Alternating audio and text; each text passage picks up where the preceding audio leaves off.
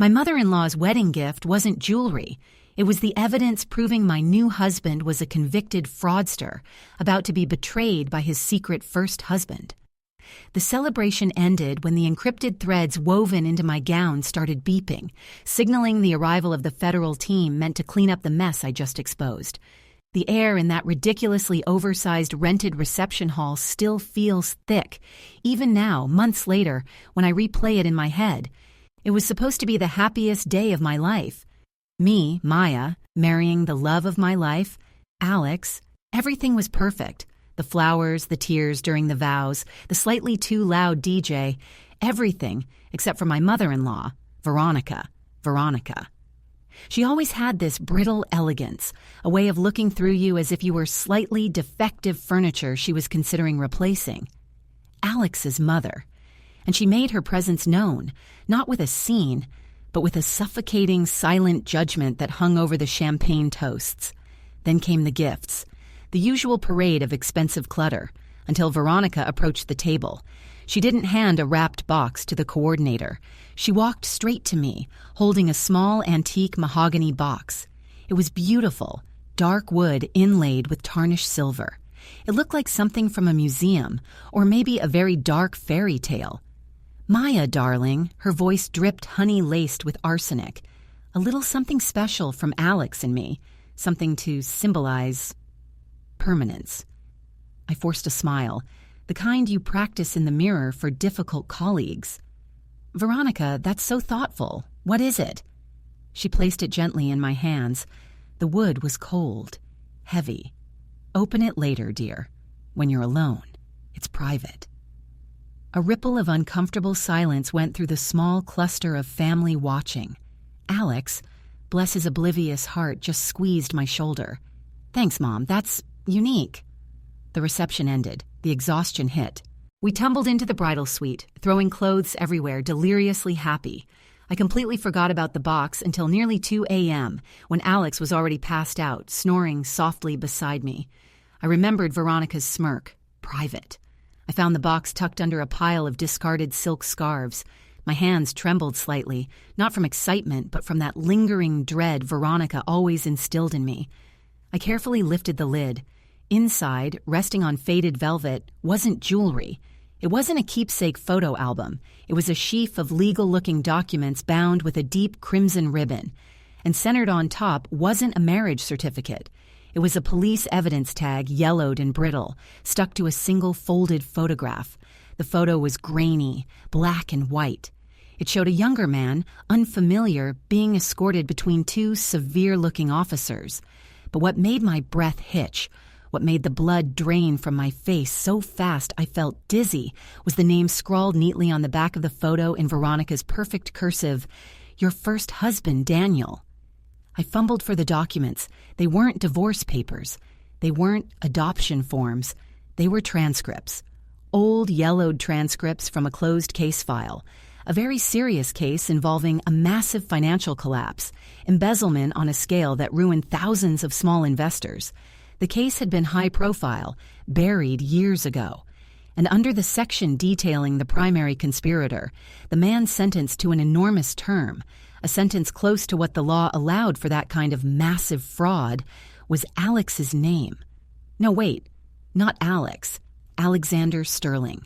The full, formal name.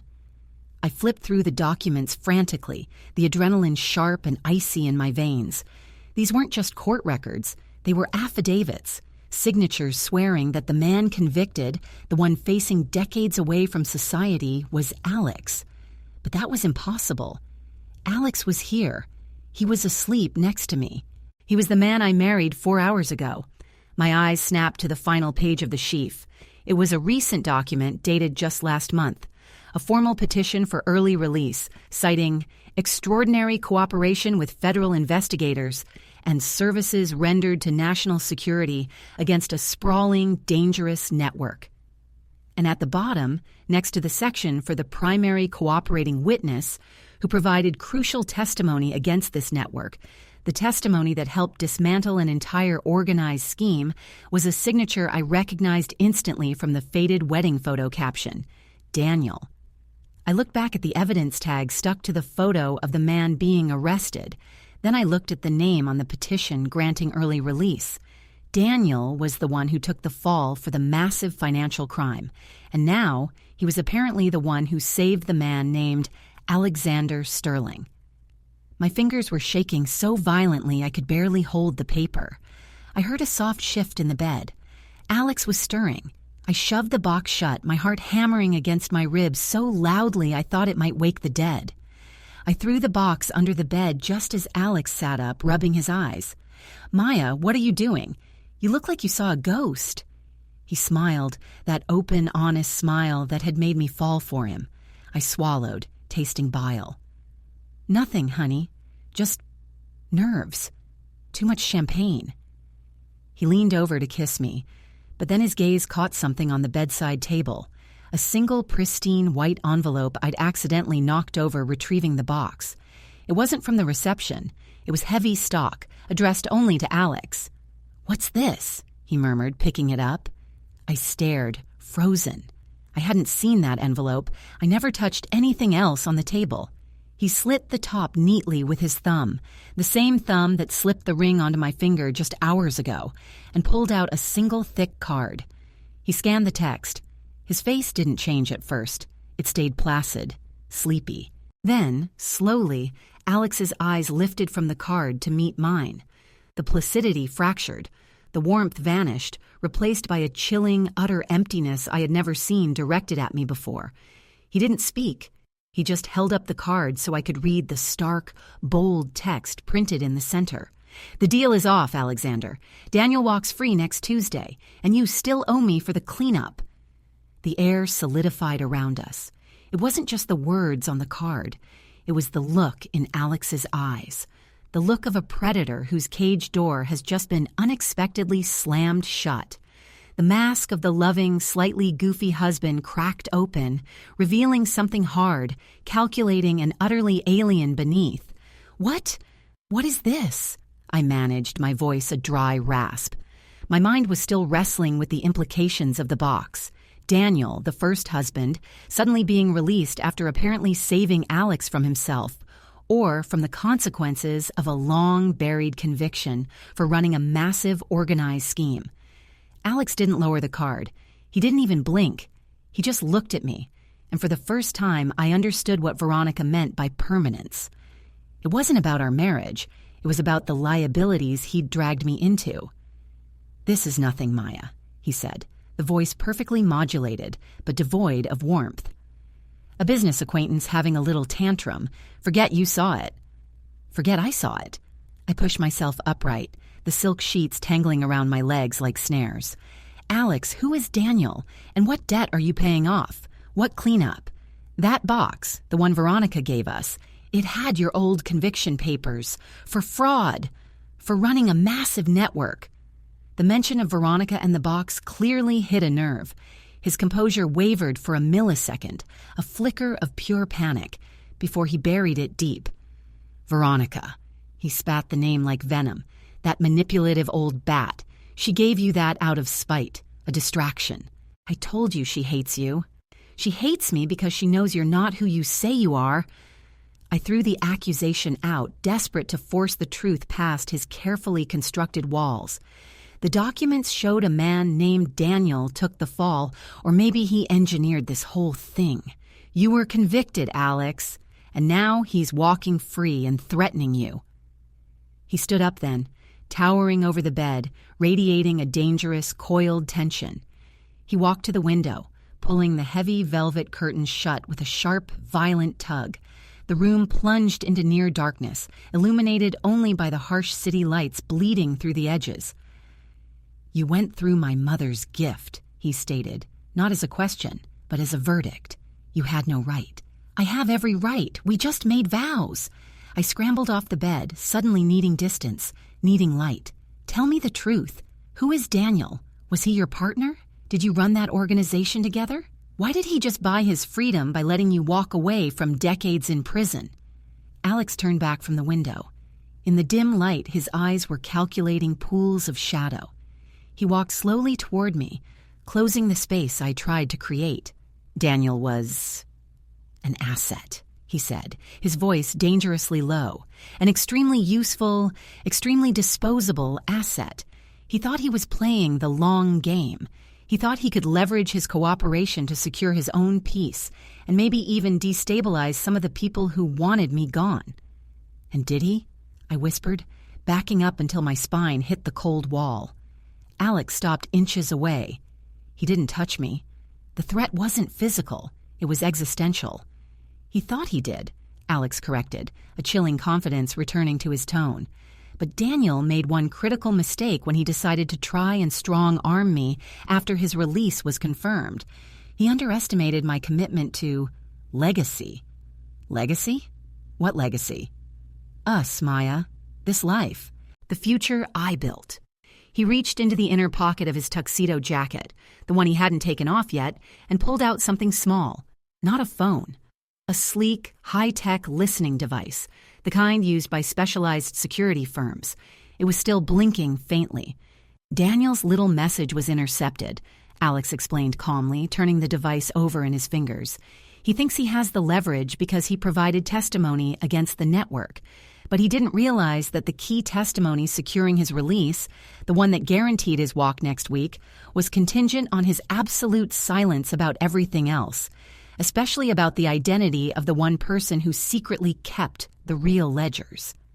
My mind spun. Ledgers. The real evidence. "And you have those ledgers?" I managed. Alex smiled, a genuine smile this time, but it was terrifying. "Oh, Maya, I'm not the one who embezzled millions and tried to frame an entire board of directors. That was Daniel. He was sloppy. I was just the cleaner, the one who made sure the real evidence led away from the family name." He took a step closer, his shadow engulfing mine. "And where is that evidence now, Alex? Where are the ledgers that tie Daniel to that whole organized scheme?" Alex's smile widened, predatory and triumphant. He lifted his free hand and pointed, not at the room, not at a safe, but directly at me. "You're wearing them, my love." I looked down, confused, then felt a searing jolt of panic as I realized what he meant. My wedding dress.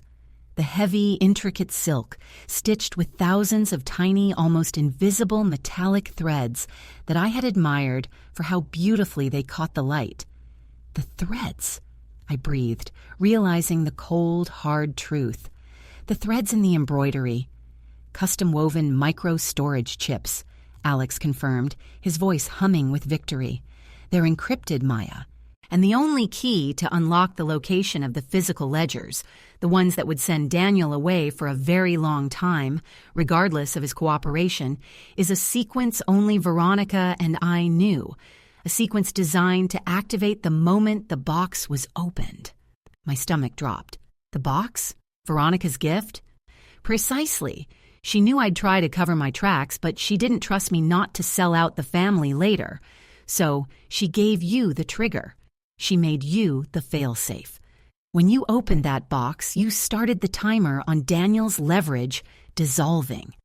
He reached out, his fingers brushing the silk over my chest, right where the densest threads were woven. But Daniel's threat just accelerated things. I need those ledgers secured tonight. "I don't know how to access them," I cried, tears finally flooding my vision. "I'm just the bride."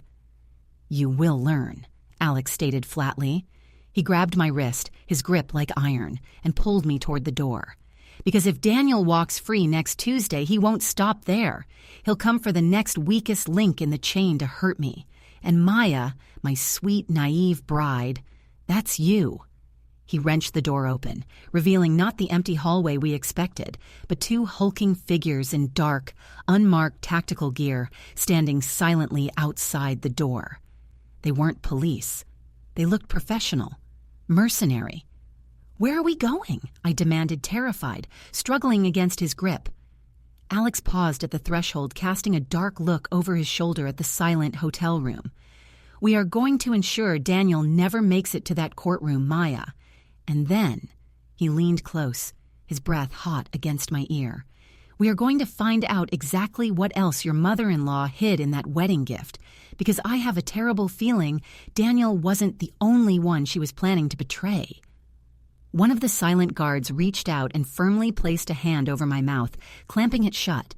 As Alex propelled me out into the hallway, another sound cut through the tension, a faint, high-pitched electronic beep coming directly from my wedding dress. Alex froze, eyes wide with sudden, dawning horror. What was that? Before I could even process the sound, the man holding my mouth yanked his hand away. "Sir, the comms are jammed. We've got signal interference across the entire floor." Alex spun around, abandoning the guards and me, staring wildly back into the dark hotel room we had just left. The box! She hid something else in the box. Maya, did you see anything else?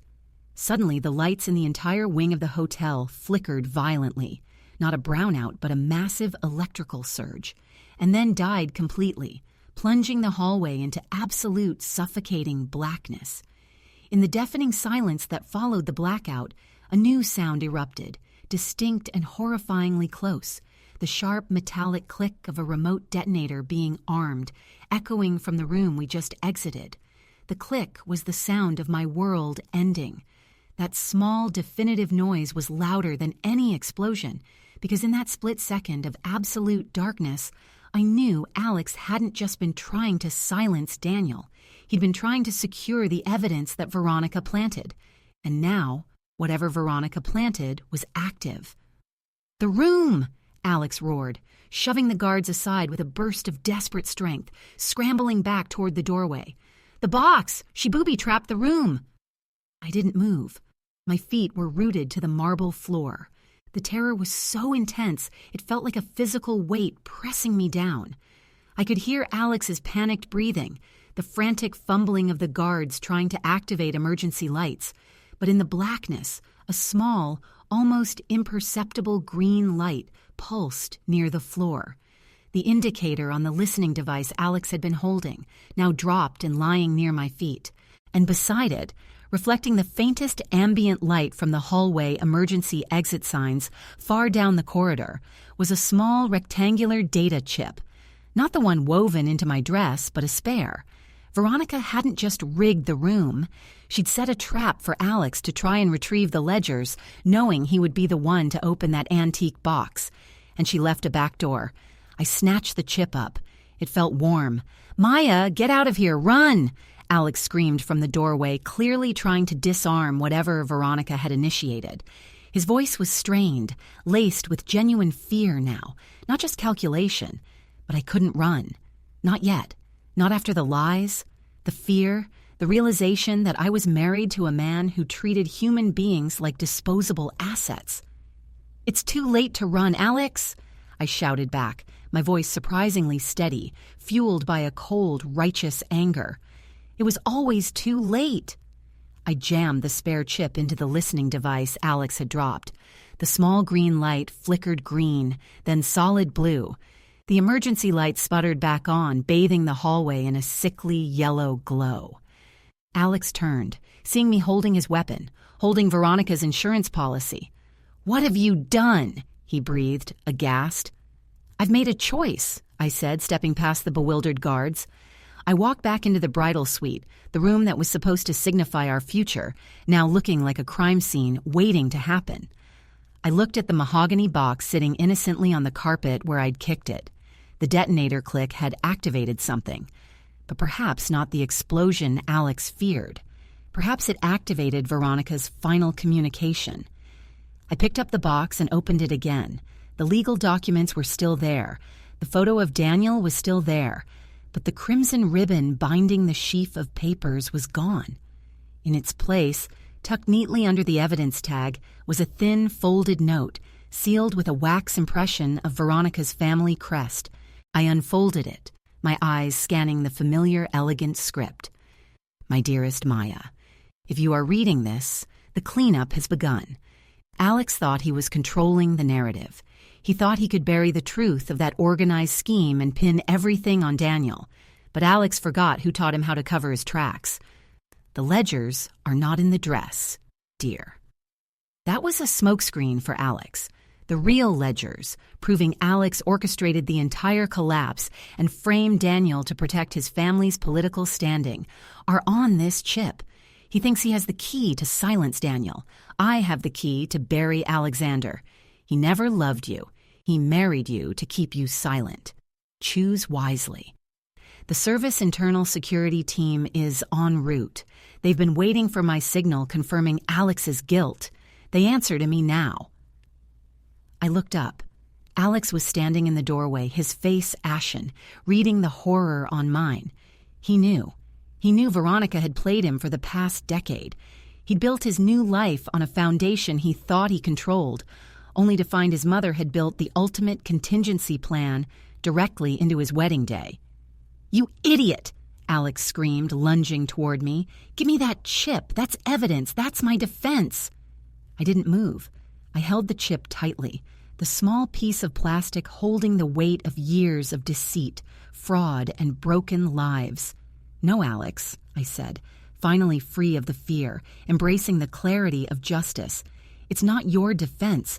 It's yours." Just as Alex reached me, his hands outstretched, the sound of heavy, disciplined boots echoed from the hallway, growing rapidly louder.